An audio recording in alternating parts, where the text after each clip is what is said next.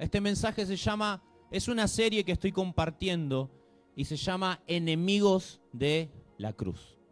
Ya vimos anterior mensajes, el primer enemigo de la cruz, enemigos internos, yo le diría, enemigos internos. La rebeldía. El segundo, ¿se acuerdan cuál era? Justicia propia, muy bien, la justicia propia. Vimos también otro enemigo de la cruz. ¿Cuál era el tercero? Muy bien, los poderes de las tinieblas. Esos son enemigos externos. Y ahora hay otro enemigo externo, que es los fariseos. Dudaba en ponerle los fariseos o ponerle la religiosidad o ponerle fariseos y saduceos, porque vamos a hablar un poquito de eso. A través de los tiempos, la iglesia fue atravesando diferentes enemigos que iban atacando ciertas doctrinas bíblicas básicas. Y en cada uno de esos tiempos la iglesia ha confrontado y ha ganado la batalla hasta el día de hoy. La iglesia de este siglo XXI, que recién estamos iniciando, 24 años dentro de este siglo nuevo, enfrenta el desafío de denunciar la frialdad espiritual, la hipocresía y la religiosidad. Y en estos últimos años puede verse cómo la ideología progresista se ha infiltrado en la iglesia. Los conceptos de igualdad, libertad y violencia están totalmente distorsionados de lo que realmente significa. Y la iglesia tiene que volver a redefinir esas palabras para que no haya algo torcido y no caigamos en el error. Por ejemplo, con el tema de igualdad, se ha vuelto una excusa perfecta dentro de la iglesia para atacar el gobierno y la autoridad de la iglesia local. Hoy se predica un mensaje, somos todos iguales. El pastor no. Cuando el pastor viene y te dice, ¿te quiere mandar algo? Mentira, porque somos delante de los ojos. Hay un versículo que dice, Dios no tiene favoritos, somos todos iguales. Y con ese mensaje, ¿qué borramos? Borramos la línea de autoridad y sujeción. Borramos la línea entre pastor y oveja. Borramos la línea entre el que manda y el que recibe el mando. ¿Cuántos me están entendiendo? Y después tenemos la palabra libertad. Con el tema de la libertad pasa lo mismo. Han hecho que el gobierno del evangelio se transforme, se transmita a través, de cualquier medio. Y en este caso, el fin no justifica los medios. Hoy se pintan de payaso para predicar, se canta reggaetón para predicar, se hacen chistes y bromas pesadas para predicar. Y cualquier medio nos bendijo Dios para que llegue el evangelio. Agarran versículos como, no, Pablo se hizo judío para los judíos, para el griego se hizo griego, para el payaso se hizo payaso y para el borracho se hizo borracho. No. Entonces en este caso el fin no justifica los medios. El único medio que en la Biblia encontramos por el cual la palabra, el evangelio del glorioso Señor Jesucristo, dice que Dios dispuso que es a través de un solo medio llamado la predicación. Después todo lo demás, invento de hombre, hermano. Y después, el tema de redefinir la violencia. La ideología progresista se metió y nos metió en la cabeza la palabra violencia. Y tenemos que redefinir esa palabra. Nosotros como iglesia debemos hacerlo.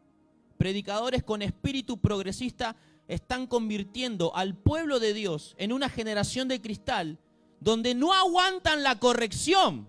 Y sin corrección, ellos pierden autoridad.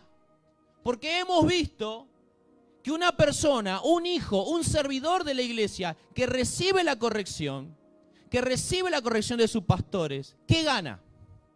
Autoridad. ¿Por qué? Porque al sujetarse, el pastor le delega más autoridad. Pero hoy todo es violencia, no se puede corregir a nadie. En mayo del 2008 se presentó un manifiesto evangélico que salió en el mundo entero, ante la prensa, donde muchas autoridades del sistema evangélico, cristiano, pongo entre comillas, porque da mucho que desear, han firmado un tratado donde vos lo lees y la palabra cortesía, amabilidad, estaba cada rato puesta. Y de que la forma de confrontar bíblica, como lo era en la palabra de Dios o en los tiempos de Cristo, ya no debería ser así. No se debería confrontar, no se debería pelear, discutir por la fe. ¿Y esto qué hace? Hace que el error y la falsa doctrina se meta y se infiltre en la iglesia. Y que de repente el evangelio se transforme adentro de la iglesia en Disneylandia, un lugar de entretenimiento. Y es por eso que hoy vemos mucha iglesia con muchos flashes, música de colores, humo, una bandita, todos saltando, todos los jóvenes saltando, pero en la carne. Y después saltan los rumores y las noticias de pastores que caen en adulterio, jóvenes que caen en fornicación, megas iglesias que caen en una vergüenza pública. ¿Por qué? Porque ya no hay que tolerar al viejo predicador que anda en la senda antigua predicando arrepiéntanse.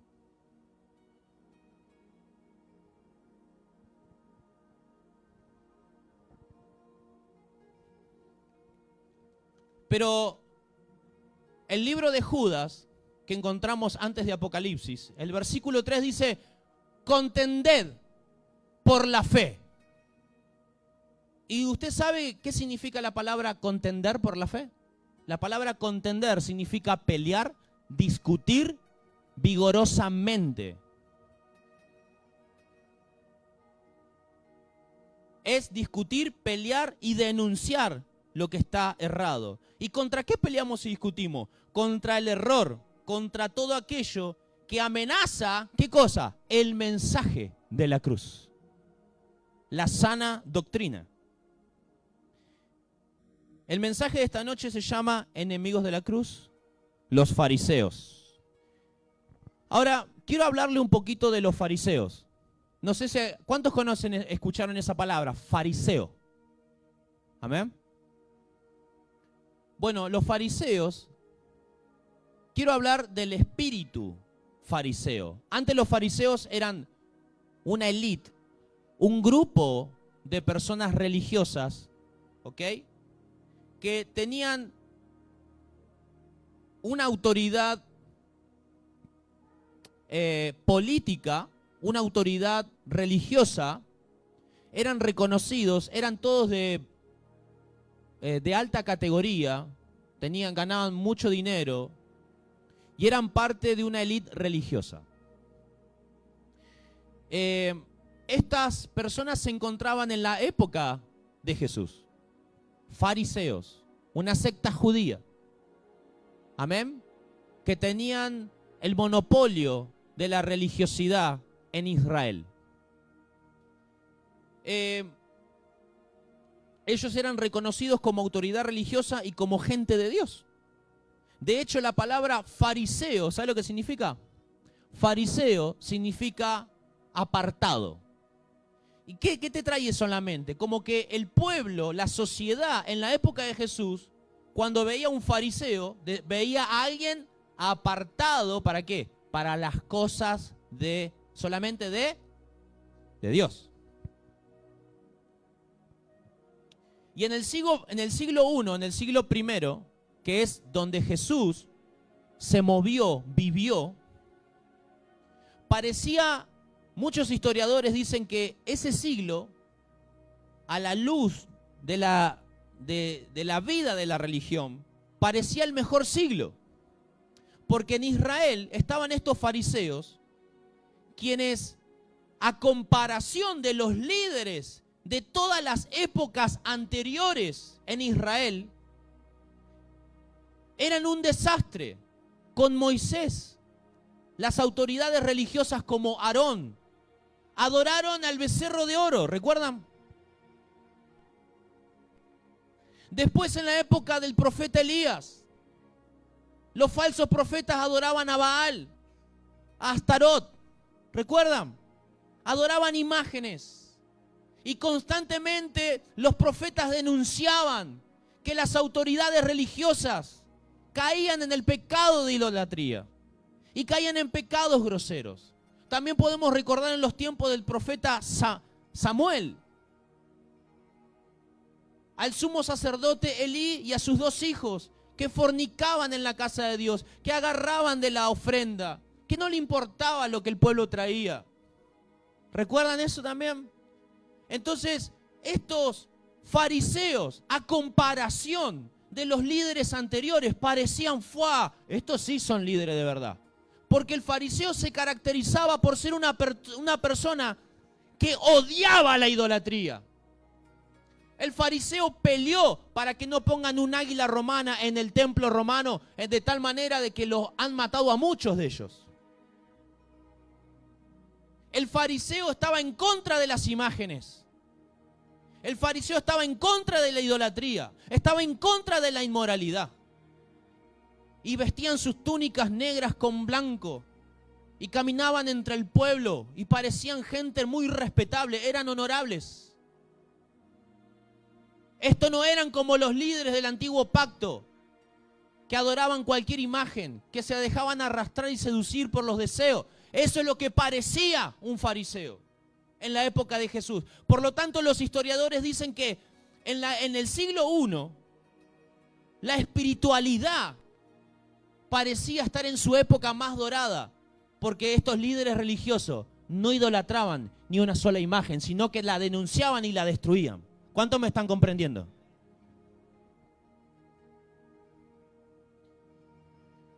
Los fariseos eran judíos intelectuales, de buena posición económica, eran influencia en la política y en la sociedad. También eran muy escrupulosos en observar los mínimos detalles de la ley judía. Por ejemplo, en su diezmo, si compraban semilla para su huerto, contaban meticulosamente aún los granos que habían adentro del paquete de semillas. Imagínate comprar un paquete de semillas así, donde habían miles de semillas. Ellos agarraban todas las semillas son chiquititas. Y decía, bueno, vamos a dar el diezmo. 1, 2, no, terminé de contar más. ¿Cuántos están comprendiendo? Los fariseos eran minuciosos en observar la ley judía de tal manera que separaban los granitos entre miles de granos, kilos de granos que ellos compraban, separaban el diezmo, una semilla, 2, y decía, bueno, hay 100.000, hay 1.000.000, bueno, separo 100.000 semillas, y las contaban. Declare conmigo, persona minuciosa, escrupulosa.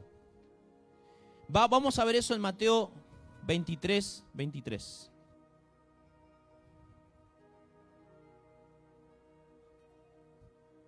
Vamos a ver unas características del espíritu fariseo.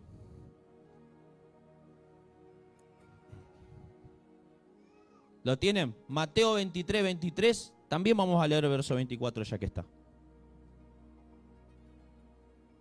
Dice la palabra de Dios. ¡Ay de ustedes, maestro de la ley y fariseo! ¿Qué son? Hipócrita. Cuando tiene signo de admiración es porque Jesús gritó ahí. Hipócrita. Dan la 10ª parte de sus especias, la menta, el anís y el comino, pero han descuidado los asuntos más importantes de la ley, tales como la justicia, la misericordia y la fidelidad. Debían haber practicado esto sin descuidar aquello. Guía ciego, cuelan el mosquito, pero se tragan el camello. Como que ellos observaban los detalles de la ley, pero se le escapaban los pecados más groseros. ¿Cuánto me está comprendiendo? Vamos a hacer así. Un ejemplo. Vos condenás el pecado del hermano, Mirá, esa hermana viene con pantalón corto a la iglesia. Pero vos en tu intimidad estás mirando pornografía y masturbándote.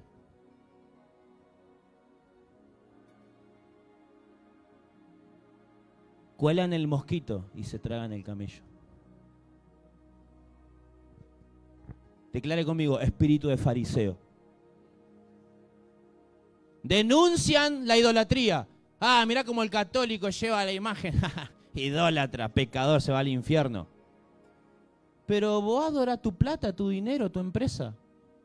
Y no podés ser libre de eso. Eso también es idolatría. ¿Quién es más pecador que quién? ¿Cuántos me están comprendiendo?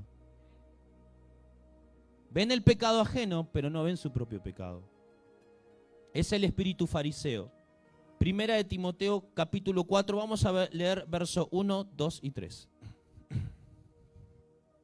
¿Lo tienen? Dice, esto es una... Preste atención. Lo próximo que voy a leer es una profecía de Pablo, el apóstol, donde él dice que la iglesia va a ser acosada por falsos maestros con un espíritu de fariseo.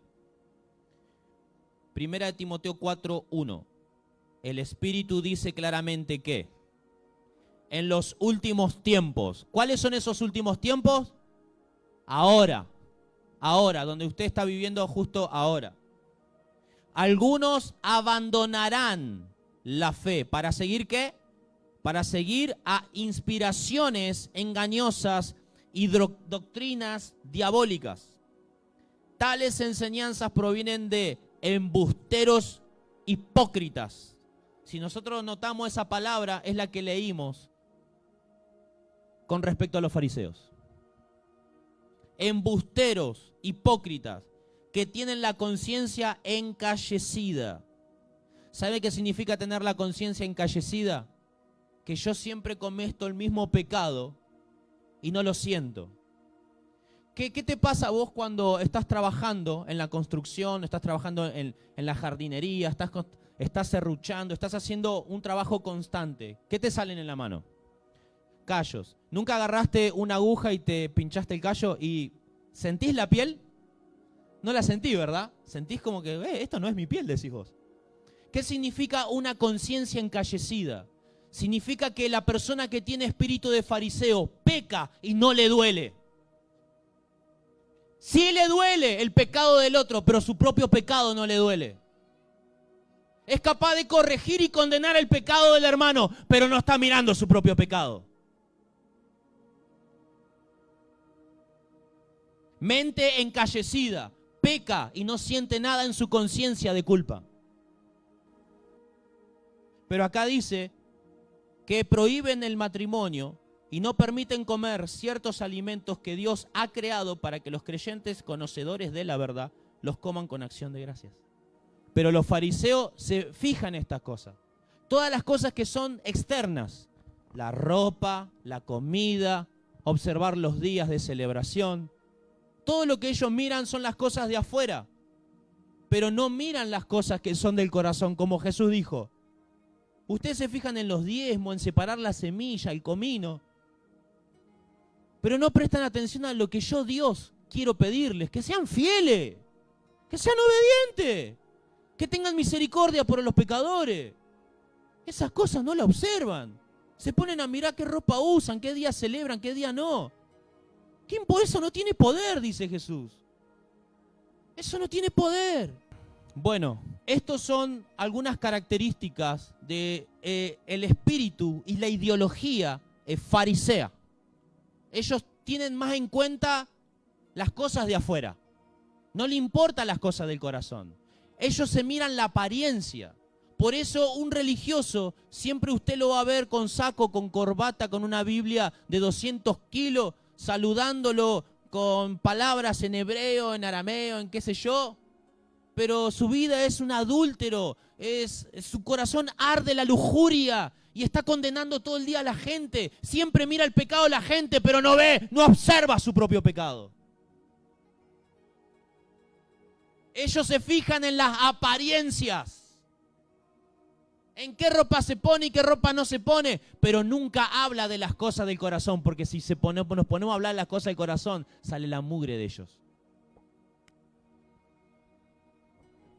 Espíritu fariseo, enemigos de la cruz. Declare conmigo, Dios me liberó de eso. Y si no lo liberó, esta noche lo libera. Porque ese es un espíritu que fue condenado en Mateo 23 por Jesús. Y allá lo vamos a ver. ¿Sabías que el ataque más fuerte que Jesús tuvo no fue con el Imperio Romano? El ataque y la oposición más fuerte que Jesús tuvo no fue con los demonios, no fue con los hechiceros y los brujos de Israel. El ataque donde más se le oponían a Jesús, hasta el tema de pegarle físicamente y buscarlo hasta la muerte, fue con los fariseos. Aquel grupo religioso del cual el pueblo estaba orgulloso, como seres espirituales, maestros espirituales, que eran súper seguidores de Dios y no idolatraban nada. Lo que es honorable a los ojos de Dios, a los ojos de los hombres, es deshonroso a los ojos de Dios. Nosotros nos engañan con ciertas apariencias, con ciertos saludos, con ciertas formas. Te pueden engañar.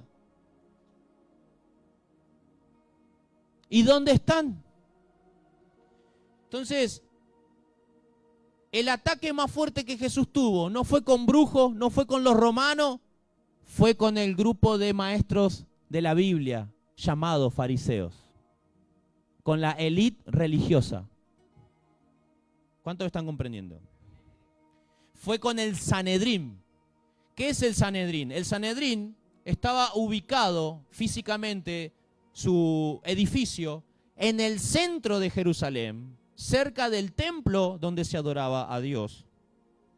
Y era un grupo constituido por 71 ancianos. 70 ancianos de alto renombre, con cargos sociopolíticos muy importantes y religiosos. Y el número 1 era el sumo sacerdote. Es decir, que este grupo del Sanedrín, conformado por 71 ancianos, de los cuales eran fariseos y saduceos, pero la mayoría eran saduceos. Los saduceos ganaban en número dentro del Sanedrín, pero en lo que es el barrio y la ciudad ganaban en número los fariseos. ¿Cuántos me están comprendiendo? Entonces, los saduceos tenían como una onda más política, un alto nivel, sus casas eran como la de los políticos de hoy, y uno de ellos era el sumo sacerdote. Si ustedes recuerdan, el sacerdote de esa época, de la época de Cristo, se llamó Anás y Caifás. Ellos dos eran el yerno y el suegro. Ellos dos eran familiares y tenían el poder religioso del templo. Ellos eran saduceos. ¿Qué era el saduceo? De la alta nivel político en Israel. Y ellos también tenían su doctrina. Por ejemplo, ellos eran tan intelectuales que no creían en el cielo, no creían en el infierno, no creían en ángeles, no creían en demonios, no creían en la resurrección de los muertos. Es decir, que eran tan intelectuales que no creían en el mundo espiritual. Ellos solamente se basaban en las cosas terrenales. Mientras que los fariseos, aunque también tenían cierto poder político, pero ellos tenían más influencia en la sociedad que los saduceos. Y ellos eran personas muy minuciosas con la ley y fueron los que más feroz tuvieron encuentros de pelea con Jesús. Pero ellos eran más cantidad en número en la calle y en las sinagogas. Por eso tenían un gran poder, por su número. Pero, aunque ellos eran muchos, ellos, los fariseos, se sujetaban a los saduceos, aunque no les gustaba, porque el fariseo creía en la resurrección de los muertos. El fariseo, aunque era religioso, creía en los ángeles, creía en los demonios, pero los saduceos no creían. Pero igual ellos se sujetaban. Aunque, es decir, que dentro de las sectas judías habían también sus diferencias. ¿Cuántos me están comprendiendo? Luego encontramos a los maestros de la ley, que ellos eran maestros que no y los ancianos, que no necesariamente eran de la élite poderosa y de gente renombrada de la familia del cargo político, sino que eran personas que al tener tanto intelecto, tanto entendimiento de las escrituras, tenían un lugar con los fariseos y con los saduceos. Principalmente en las sinagogas, ellos enseñaban. Bueno, ya les expliqué qué es un fariseo, qué es un saduceo y los lugares básicamente que ellos ocupaban. El fariseo, como recién vimos, Jesús le dice, ustedes le suman a la palabra de Dios tradiciones de hombre, leyes de hombre. ¿Viste cuando lo acusan los fariseos a Jesús? Bueno, te lava las manos, sucio, para comer. Y Jesús dice, ¿dónde está eso? ¿Dónde está escrito eso en la Biblia? Es decir, que el fariseo inventaba cosas, le sumaba cosas a la ley.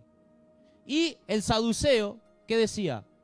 No creo en la resurrección. ¿Pero la Biblia habla de resurrección? Sí. Entonces, ¿qué hace? Le quita. El fariseo le suma cosas a la Biblia y el saduceo le quita cosas a la Biblia. Y en el libro de Apocalipsis, capítulo 22, el espíritu de profecía, que es el Espíritu Santo, dice, todo aquel que quite o ponga algo a esta profecía, todas las plagas de esta profecía vendrá sobre esa persona. Y así pasó. Porque en Mateo 23 vemos una condenación rotunda de la boca de nuestro Maestro Jesucristo hacia esta manga de religiosos llamados saduceos, fariseos, escribas, maestros de la ley, herodianos, esenios y un montón de sectas que no estoy nombrando por una cuestión de tiempo.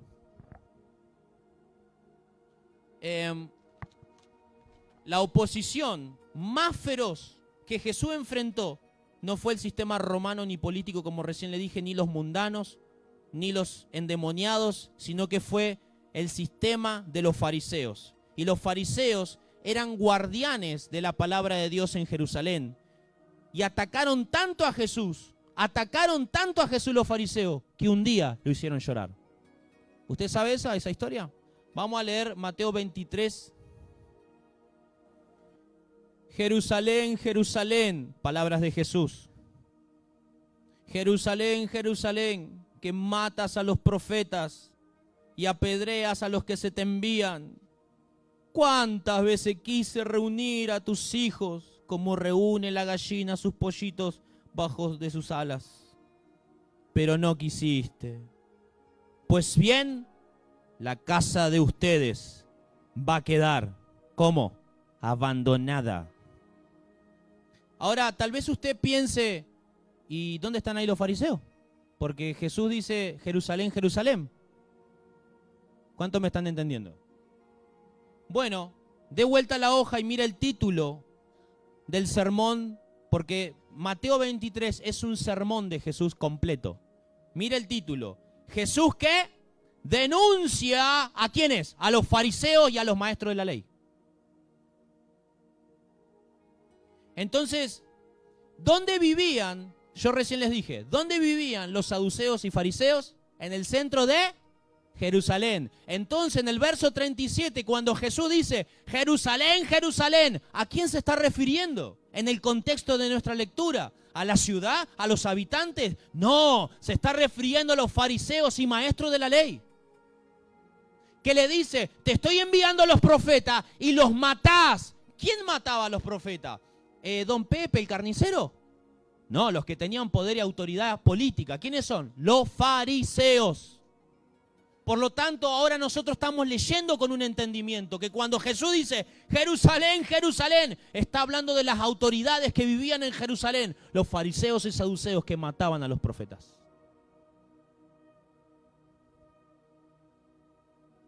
¿Cuánto están aprendiendo de la palabra de Dios? Entonces, todo el capítulo 23 de Mateo es un registro del último, preste atención, este capítulo 23 es el último sermón de Jesús. Decís, no, pero la última oración de Jesús no fue en la cruz, perdónalo. Esa fue la última oración. Y la última intercesión en Getsemaní. Pero el último sermón público que Jesús da a Jerusalén, precisamente no habla de su tema principal, que es el evangelio del reino, sino que habla de la condenación a los fariseos y maestros de la ley. Qué irónico pensar que de aquel que se dijo, este es el Hijo de Dios, por el cual dice, el Hijo de Dios vino no para condenar al mundo, sino para salvar al mundo. Ahora su último sermón era un sermón de condenación. Era un sermón que condenaba, no a la humanidad, sino a un grupo de personas llamados fariseos y saduceos. Miren el capítulo 23 en su hoja de la Biblia. Hagan una vista panorámica. Hay 7 ayes. ¿Qué es ayes? De la palabra ay, de la expresión ay. La expresión ay es una expresión de dolor por recibir un castigo. Fíjense que el primer ay está en el verso 13.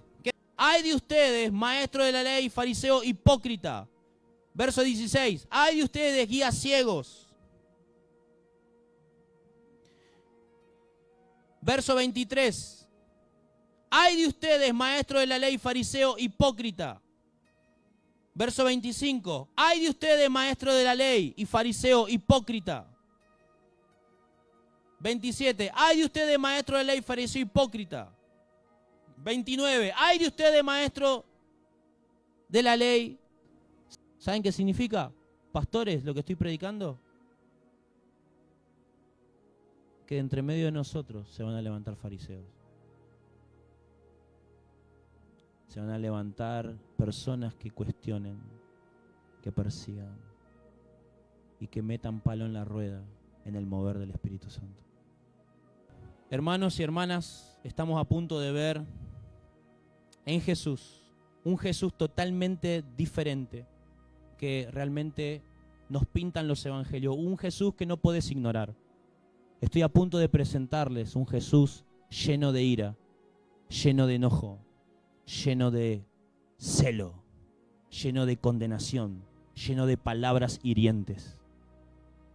Estoy a punto de presentarle a través de la palabra un Jesús duro, un Jesús castigador, un Jesús que toma el látigo y empieza a repartir golpes.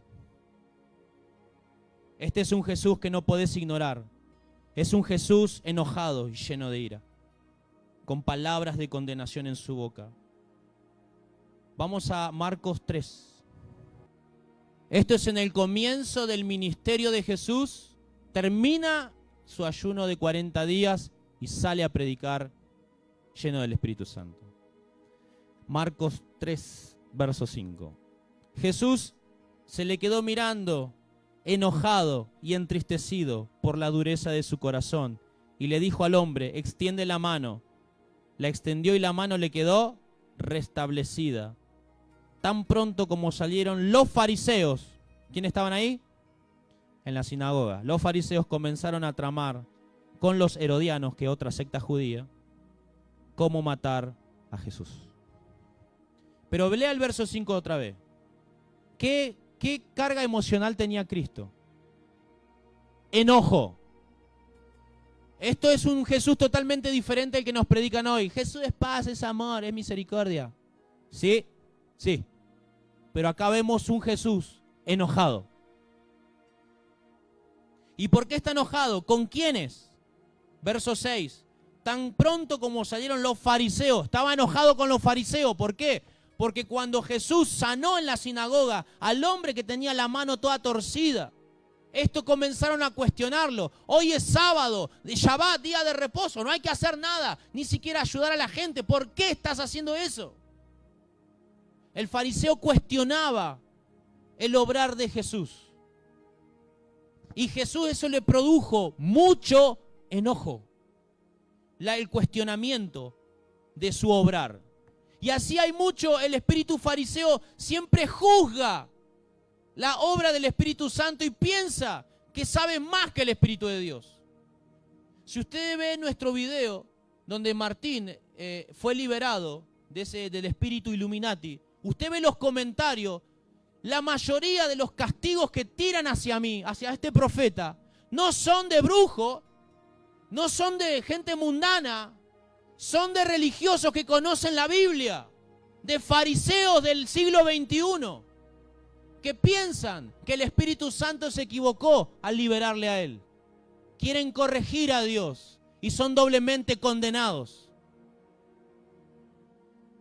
Eso es lo que se mueve hoy. Es un espíritu y está dentro de la iglesia. Cuando Jesús comenzó su ministerio, lo primero que empezó a frecuentar, ¿sabe qué fue? Sinagogas. A él lo invitaban, venía a mi sinagoga. Es como decían en esta época, profeta Darío, venía a mi iglesia, predica vos. Él iba contento. Sí, ¿por qué? Porque la profecía decía, irás primero a los de la casa de Israel, no a los mundanos. Y el apóstol Pablo dice primeramente al judío, después al griego, que serían los gentiles. Amén. Entonces él tenía que cumplir la profecía, primero a los que son creyentes, a los que son hijos de Dios. Por eso lo primero que él frecuentó fueron sinagogas, que vendrían a ser como la iglesia en esta época, las iglesias pequeñas de esta época. Bueno, vamos. Y en el Evangelio de Marco nos resume en un solo versículo lo que pasaba en cada sinagoga. Veamos Marco ahí, 1:39. Damos vuelta a la hoja. Marcos 1:39. ¿Qué dice? Así que recorrió, ¿quién? Jesús, toda Galilea, predicando en las sinagogas y expulsando demonios. Hermano, yo me pregunto, esas sinagogas que estaban pastoreadas por fariseos, ¿qué hacían los demonios adentro de la sinagoga? ¿Qué hacían? Porque dice, no es que fue una sinagoga. Acá deja muy claro que él recorrió, ¿cuántas sinagogas de Galilea? Todas. Y en todas hacía dos cosas. Predicaba y expulsaba a los... ¿Dónde estaban los demonios? ¿En la calle? Adentro de la sinagoga. ¿Qué hacían los demonios dentro de la sinagoga, hermano? Si es la casa de Dios. Si es la casa de la predicación. Si es la casa de los creyentes. ¿Qué hacían los demonios adentro de la sinagoga? ¿Saben por qué pasaba eso? Porque el espíritu fariseo se fija en los detalles pequeños, pero no observa el pecado grosero. Entonces le abren puerta a los demonios y los demonios hacían en su sinagoga un desastre. Muchas veces, antes de empezar este ministerio, nosotros hemos frecuentado algunas iglesias, amigas que nos han invitado. Y algo que me llamaba poderosamente la atención, que a las iglesias donde nos invitaban después de haber sido ungido por el apóstol José Duarte, era que en esas iglesias pequeñas, los primeros que se manifestaban eran los ujieres, los que estaban en alabanza y hasta a veces los pastores. ¿Cómo puede pasar eso, hermano? ¿Cómo puede pasar eso? Declare conmigo, espíritu de fariseo.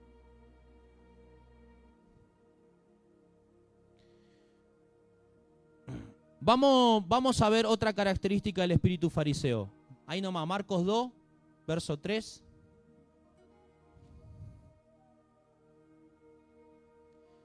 Jesús sana a un paralítico. Entonces llegaron 4 hombres que le llevaban un paralítico. Como no podían acercarlo a Jesús por causa de la multitud, quitaron parte del techo encima de donde estaba Jesús y luego de hacer una abertura, bajaron la camilla en la que estaba acostado el paralítico. Al ver Jesús la fe de ellos, le dijo al paralítico: hijo, tus pecados quedan perdonados. Estaban sentados allí algunos maestros de la ley, que pensaban: ¿por qué le habla así ¿por qué habla este así? Está blasfemando. ¿Quién puede perdonar pecados sino solo Dios? Bueno. Verso 8. En ese mismo instante supo Jesús en su espíritu que esto era lo que estaban pensando. ¿Qué pregunta Jesús? ¿por qué razonan así? Como diciendo, ¿por qué tienen la mente tan torcida? ¿Quién eran los que cuestionaban que Jesús perdone a alguien? ¿La gente de la calle? ¿Los borrachos? ¿Los que recibieron el milagro? No, los maestros de la Biblia. Los pastores de esa época. Los maestros de la ley. Qué sorprendido, ¿no? A mí esto me deja sorprendido. Que de aquellos que nosotros esperamos una aceptación del poder de Dios, son los que lo rechazan. El verso 8 dice, Jesús dice, a ver, ¿ustedes me juzgan a mí? ¿Por qué razonan así? Reina Valera usa una palabra muy antigua. ¿Por qué caviláis en vuestros corazones? Dice. ¿Caviláis? ¿Qué es caviláis? Digo, bueno, vamos a ver qué es cavilar. Cavilar en tu corazón. Mirá lo que encontré, hermano. Cavilar significa reflexionar con preocupación. Pensar de una manera intensa. Tener un pensamiento insistente e intenso y de una forma muy minuciosa sobre algo. Dice Internet, otros sinónimos de cavilar es pensar, sospechar de alguien, pero de una manera maliciosa. Es perseguir a alguien con tu forma de hablar. Eso es lo que significa por qué cavilan en vuestros corazones. Qué profundo, ¿no? Y esto le dijo, ¿a quiénes? ¿A gente común? No, a maestros de la ley, dice el verso 6. Y en Juan 2, verso 13, ahí nomás, en Juan 2, el título es Jesús purifica el templo. Jesús entra al templo, están todos los pastores de la iglesia ahí en el templo vendiendo santito, vendiendo palomita para el sacrificio, vendiendo cosas, agua bendita, vendiendo cosas. ¿Y Jesús qué hace? Le agarra una ira. Agarra un látigo y empieza a patear mesas. ¡Paf! Nunca se ve un Jesús tan airado, tan enojado como en este capítulo. De tal manera que los echa fuera. Y ante una exclamación famosa que dice, ustedes convirtieron la casa de mi padre en un comercio. ¿Por qué? Porque antiguamente, vos si venías de otra provincia, vos tenías que llevar tu animal, tu oveja. ¿Hasta dónde? Hasta Jerusalén. Imagínate de acá a Paraguay con tu oveja que pesa, no sé, 200 kilos. Y eso era un sacrificio que te tenía que costar. ¿Pero qué hacía el fariseo? No te esfuerces tanto. Yo te lo vendo. Dame la platita, vos llegás a Jerusalén sin ninguna carga, sin ninguna preocupación, sin ningún sacrificio tenés que hacer. Vos me pagás y yo te doy una palomita y la sacrificás para el Señor. ¿Vos pensás que eso le gustaba a Dios? No, porque nuestro sacrificio tiene que costar para el Señor. Porque si no es como que Dios no vale nada. ¿Usted entiende, hermano? Y Dios vale. Dios tiene valor. Entonces vemos a Jesús pateando todo y gritando, ¿por qué convirtieron? Esta casa se tenía que llamar casa de oración para las naciones, pero ustedes la convirtieron en cueva de demonio. Hicieron de mi casa un comercio, dijo Jesús. Vemos a un Jesús totalmente airado y los religiosos fueron y cuestionaron el acto de Jesús. Vamos a leer verso 17. Dice, sus discípulos se acordaron de que está escrito, el celo por tu casa me consume. Entonces los judíos reaccionaron preguntándole, ¿qué señal puedes mostrarnos para actuar de esta manera? ¿Ves? Cuestionaron el actuar de Jesús. El espíritu fariseo, viene la unción, viene el poder de Dios, viene la evidencia, que son la evidencia de los reinos, son los milagros. Y el espíritu fariseo lo único que puede hacer es comenzar a cuestionar y a cavilar en su corazón. Eso no es de Dios, eso es del diablo, eso está errado, eso está mal. El pastor pone la mano así no es. La pastora dijo esto y eso está mal. Está observando, está intenso, su pensamiento es intenso hacia el obrar de los líderes de la iglesia. Está tratando de perseguir, de ver el pelo al huevo, de encontrar la quinta pata al gato para decir ellos son carnales, esto es del diablo, esto es un mover del diablo, cuidado, esos milagros no son de Dios. Y terminan diciendo frases como la que dicen los fariseos, ese Jesús de tal, Jesús de Nazaret, echa fuera a los demonios por el espíritu de Belcebú. A lo que Jesús le contesta, el demonio no puede echar un demonio, porque sería un reino dividido. Es como que un ángel pelea contra un ángel, tonto, son del mismo reino. Eso no pasa. Porque cuando vos sos religioso, la religiosidad te atrofia la inteligencia. Declara conmigo, la religiosidad atrofia la inteligencia. Y Jesús le dijo, ustedes son hijos del diablo. Y se ofendieron. Y dice que rechinaban los dientes y lo querían matar. Porque cuando Jesús ofende la mente para revelar lo que hay en el corazón. Jesús a los fariseos le ofende la mente. ¿Sabes para qué? Para revelar lo que hay en el corazón. Por eso Jesús ofendía. Y dice el versículo 18, entonces los judíos reaccionaron preguntándole, en realidad lo cuestionaron.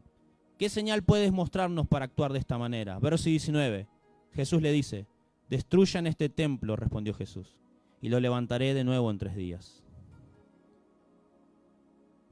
Tardaron 46 años en construir este templo, y tú vas a levantarlo en 3 días. Declara conmigo, cuestionaban a Cristo. Pero el templo a que éste se refería era su propio cuerpo. El espíritu fariseo tiene al dueño de la casa, al dueño del templo, en el templo y no lo puede ver. Porque Jesús agarró el látigo, pa. Y dijeron los fariseos, ¿y este quién es? Fariseo, es el dueño del templo, es el Dios de los cielos y no lo podés ver. Eso es el espíritu fariseo. El Padre está en la casa y no lo pueden ver. La unción está en la casa y no la pueden ver. Lo único que pueden ver son equivocaciones, son errores. Una mente intensa, cavilan en sus corazones. Mentes retorcidas. Religiosidad. Eso es la religiosidad, hermano. En vez de gozarse de que Martín está liberado, se ponen a mirar el de atrás. ¿Por qué se ríe el que está atrás? Están desviados, están torcidos. No ven lo que tienen que ver. Ven cualquier cosa. ¿Cuánto dicen amén? Juan 8. Les dije, estamos viendo un Jesús enojado, un Jesús airado, un Jesús que está totalmente fuera de sí, pareciera. Juan 8, 39. Los fariseos dijeron, nuestro padre es Abraham, replicaron. Jesús les responde, si fueran hijos de Abraham, harían lo mismo que él hizo. Ustedes, en cambio, quieren matarme. A mí, que les he expuesto la verdad que he recibido de parte de Dios. Abraham jamás haría tal cosa.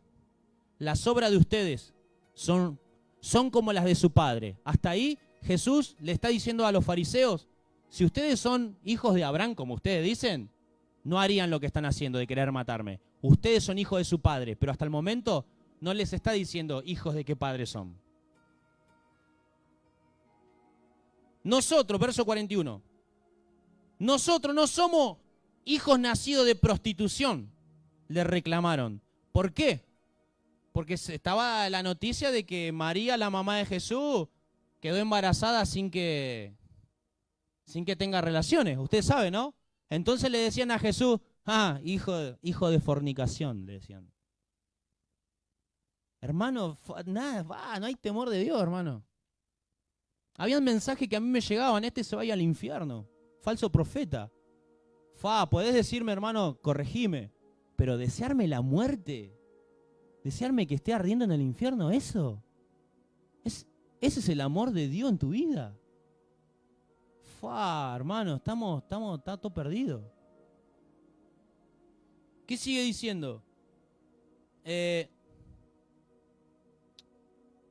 reclamaron, un solo Padre tenemos y es Dios mismo.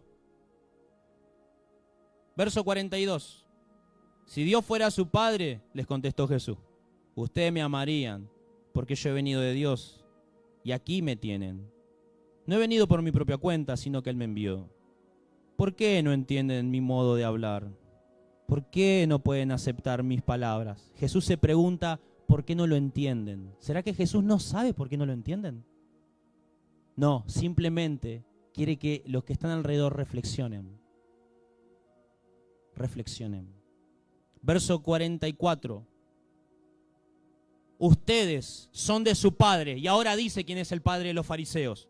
Ustedes son de su padre, el diablo, cuyos deseos quieren cumplir. Desde el principio este ha sido un asesino y no se mantiene en la verdad, porque no hay verdad en él. Cuando miente expresa su propia naturaleza, porque es un mentiroso. Es el padre de la mentira. Y sin embargo a mí, que les digo la verdad, no me creen. ¿Quién de ustedes me puede probar que soy culpable de pecado? Si digo la verdad, ¿por qué no me creen? El que es de Dios escucha lo que Dios dice, pero ustedes no escuchan porque no son de Dios. ¿Ve? Ahí está la respuesta de ¿por qué no me pueden entender cuando yo hablo? Las palabras, cómo yo me expreso, lo que yo hago, las señales que yo hago, no entienden mis gestos, no entienden mis palabras. ¿Por qué no me entienden? Y en el último versículo revela por qué no lo pueden entender los fariseos. Porque ellos no son del Espíritu, ellos no son hijos de Dios, ellos son condenados desde la eternidad. Ahí está la soberanía de Dios, hermano. Ahí está la soberanía de Dios, tremendo, en la cual yo me inclino y digo, gloria a Dios, gloria a Dios. Y estos fariseos fueron puestos para probarte a vos y a mí. Y esto nos hace bien, hermano, declara conmigo, esto me hace bien. Los cuestionamientos, la rebeldía, la murmuración, los chismes que hablan por mí, me hace bien cuando viene de Dios. Estos fariseos nos van a probar por fuego para que la fe de nosotros salga bien para arriba y el amor de Cristo se perfeccione. Ustedes no escuchan porque ustedes no son de Dios. De una, así, de una. Cuando, hermano, hay alguien, vos le hablas, pero no entiende. Pastor, cuando le habla, no entiende. Profeta, no entiende. Yo te digo, pastorcito, no es de Dios. Y tiene que estar entre medio de nosotros. Así que seguí aguantando.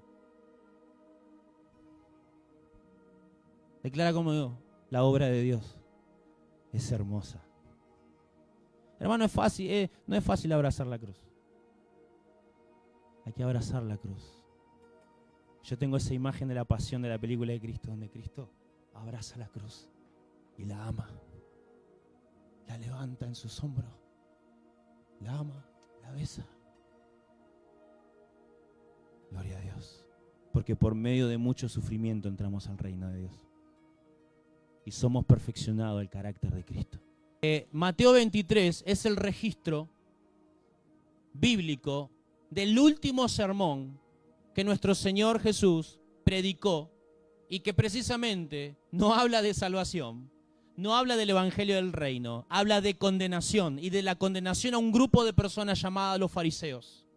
¿Por qué? Porque es profético. Los fariseos hoy existen, no están más. Usted va a Jerusalén, a Israel viaja y no va a encontrar una secta que se llame fariseo. Entonces, ¿para qué sirve esto que está en la Biblia, profeta? Vamos a arrancar y vamos a tirarlo si ya no existe más fariseo. No, porque lo que el apóstol Pablo dijo, en los últimos tiempos van a venir pastores, maestros, con un espíritu de fariseo. No con la túnica farisea, sino con el espíritu fariseo. Con una actitud, con una mentalidad farisea. ¿Cuántos me están comprendiendo? Entonces este Mateo 23 es profético para este tiempo. Eso es lo que está pasando. Y vimos que hay 7 ayes, de los cuales se condenan a los ancianos, a los maestros de la ley, a los saduceos, a los fariseos, aquellos que confrontaron ferozmente el ministerio de nuestro amado Jesús. Si usted hace una revisación de los 4 evangelios, las peleas más fuertes, hasta reñir casi físicamente, fueron con ellos. Jesús no renegaba con el borracho, con la prostituta. Jesús renegaba con los maestros de la Biblia. Contra ellos. Y los que crucificaron a Jesús en la cruz no fue el poder romano, no fueron los mundanos, no fueron los endemoniados. Los que crucificaron a Jesús en la cruz fueron los saduceos y fariseos que tramaron su muerte y la planearon y fueron a botonearlo a Jesús, por así decirlo, ante el César para que lo ejecute. Ahora, antes de Mateo 23, ¿cuál es el ambiente profético? ¿Cuál es el ambiente espiritual?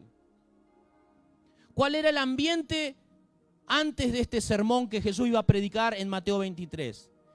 Eso pasa a la mitad del sermón, de la semana de la pasión.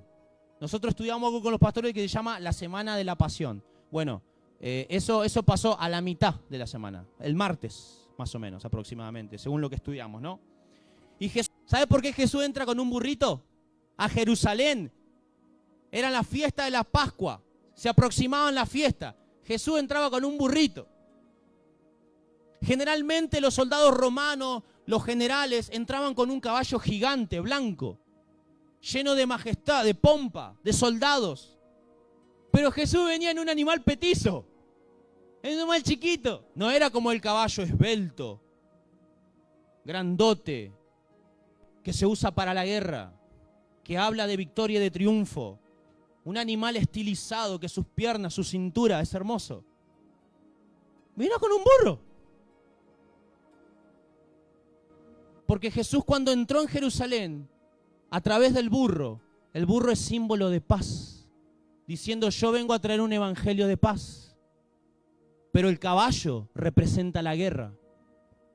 Es por eso que Jesús no entró con caballo, para diciendo: yo vengo con un evangelio de la paz, con el evangelio de la gracia. Y todos que le gritaban: ¡Hosana, Hosana! ¿Qué significa eso? Significa: te vamos a hacer rey. Te estamos proclamando, que seguro que no van a escuchar los políticos. Y seguro que algún fariseo, algún saduceo se le toca el corazón y dice: bueno, este que hace milagros, que tiene poder, que junta miles y miles, puede hacer un ejército para tirar abajo el imperio romano y así nosotros los judíos somos liberados. Mesías, tenés que ocupar ese cargo, todo el pueblo te está pidiendo: dale, ser rey. Falta así poquito. Y Jesús, en vez de venir con un caballo, vino con un burro. Tipo: yo no voy a hacer. No, mi pelea no es con jabalina, espada. Mi pelea es con el Espíritu. Pero la gente no entendía nada, como suele pasar el día de hoy. ¿Cuántos serán de esta mayoría que están aquí? Serán lo que yo estoy predicando. Capaz que si Dios revela la mente, capaz que son 2 o 3, y yo me frustraría. Pero creo en la asistencia del Espíritu Santo, que Él está mostrando a cada uno lo que deben entender. Gritaban: Hosana, Hosana, todo el pueblo, como si fuera llevado por una ola masiva de apoyo público para ocupar un cargo político, para que después Él, Jesús, inaugure su reino terrenal.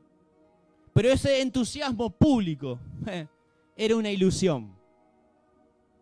Era una ilusión, porque pasó una semana y la misma gente que gritaba: rey, ocupa un cargo político, estaban gritando: mátenlo en la cruz. La misma que aplaudían el sermón, le estaban gritando a la otra semana, no un año después, una semana después: mátenlo en la cruz. Porque no quiso hacer lo que nosotros como pueblo le pedimos. Le pedimos que sea rey y rómpale y caiga, tire abajo el imperio romano. Pero él quiere ser un predicador que predica arrepentimiento encima a los cristianos. Ellos estaban enojados porque Jesús no hacía lo que ellos le pedían. Y Jesús, te voy a decir una cosa, no es una persona que vos podés manipular. Jesucristo no era una persona que Él va a hacer lo que vos querés. Jesucristo no es una persona que vos la podés agarrar y llevarla donde vos querés. El león de la tribu de Judá no puede ser domesticado.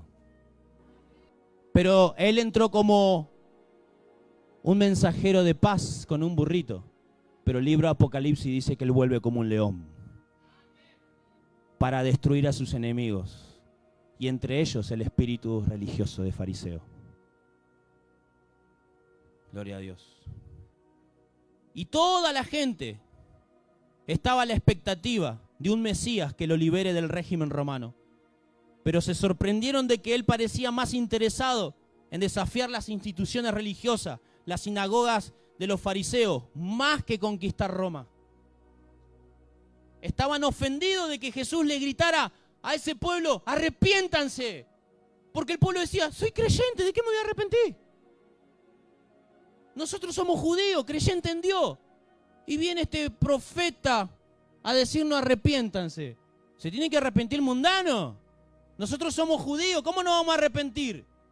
¿No estás interesado en el puesto político para tirar a Roma? Tu enemigo no somos nosotros los judíos, Jesús. Tu enemigo es ahí Roma, los soldados. Porque a ellos les gusta la pelea, al fariseo le gusta la pelea a la fuerza. Meterte en el campo de la mente y discutir Biblia hasta que vos te pelees. Esas cosas le gusta al fariseo. Pelear por ropa, pelear por comida, pelear por día. Si se celebra o no se celebra tal día, Navidad. Están mirando videos de si la Navidad es de Halloween, es del diablo. Están en la estupidez. Están en la estupidez. Cosas donde Dios no tiene ni importancia de esas cosas. Y piensan que porque no celebran Halloween son súper espirituales. Pero déjame decirte que la hechicería no es solamente mirar un video de Halloween. La hechicería es también cuando vos te dejás fascinar por la fornicación, por la idolatría, por el dinero, por otras mujeres, por la seducción religiosa. Estaban atónitos de que él no tomase el cargo que el pueblo le podía dar para que él sea un gobernante y eche fuera a los romanos. Miren Juan 6:15. Pero Jesús, dándose cuenta de que querían llevárselo a la fuerza, ¿cómo? A la fuerza. ¿Y declararlo qué? Rey. Se retiró de nuevo, ¿a dónde? A la montaña él solo. Les cortó la cara a todo. Les cortó la cara, lo dejó repodrido. Entonces la gente, ¿qué pasa? Se enojaba. Te queremos hacer rey, Roma. No, loco, el enemigo no es Roma. El enemigo no es un cargo político que está en el centro. El enemigo es la naturaleza pecaminosa que tenés. El enemigo es la actitud religiosa que tenés. Ese es el enemigo. Está ahí adentro. El enemigo está adentro, no está afuera. No podés comprender eso. ¿Por qué no me pueden comprender?, decía Jesús. Antes de que termine la semana de la pasión, la misma multitud que le aclamó con gritos, ¡Hosana! ¡Hacete rey!, ahora pedían su ejecución. No entendieron nada. ¿Estamos preparados para vivir esas cosas, pastores? ¿Estamos preparados para no ser comprendidos de todo lo que predicamos? ¿Estamos preparados para hablarle a un pueblo, como dice la Escritura, de oídos tapados y de ojos cegados? Pareciera un mensaje sin esperanza. Pareciera un mensaje desalentador. Pero a mí lo único que me provoca es esto, es un temor de Dios para buscar más de su rostro. Porque, o si no, el desánimo te va a atacar. Esto va a querer venir, el espíritu de desánimo. Pero tenemos que comprender que estas cosas fueron profetizadas. Que van a venir maestros disfrazados de ovejas, pero que por dentro son lobos, rapaces, que quieren destruir la iglesia de Cristo. Van a cuestionar todos los milagros, van a burlarse de los profetas, van a burlarse de los pastores y van a tener el título acá de que son espirituales, de que son maestros de la Biblia.